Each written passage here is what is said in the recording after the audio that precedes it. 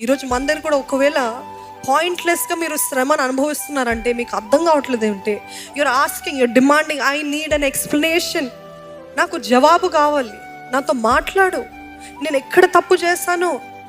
But remember, never, God will never, he never owes an explanation to us. మనకి ఏదో జవాబు చెప్పాలని ఆయన పైన మనం అంత భారం వేయటానికి వీల్లేదు. దేవుడు తగిన సమయంలో బయలుపరుస్తాడు. ఆమేన్. దేవుడు తగిన సమయంలో బయలుపరుస్తాడు ఎందుకు ఆ శ్రమల గుండా మనల్ని అనుమతించాడనేది. కానీ నువ్వు చెప్పాల్సిందే. నువ్వు చెప్పకపోతే నేను విడిచిపెట్టి వేరే దేవుడి దగ్గరికి వెళ్ళు.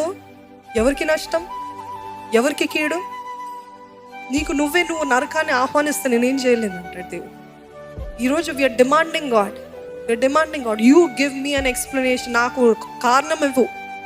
ఈ శ్రమలు ఎందుకు? నా బిడ్డలు విడిచిపోవటం ఏంటి? నాకు ఈ ఉద్యోగం రాకపోవటం ఏంటి? నేను ఇంత చేసినా నాకు జవాబు లేదేంటి? What else do you want me to do? Don't demand God. ఆయన దేవుడు, మనము మట్టి ధూళి అని మర్చిపోకూడదండి. ఆయన ఒక్క ఊపిరి ఊదాడు అనుకోండి, అంతే, ఇంకా మన జీవితము ఎగిరిపోతుంది అలా.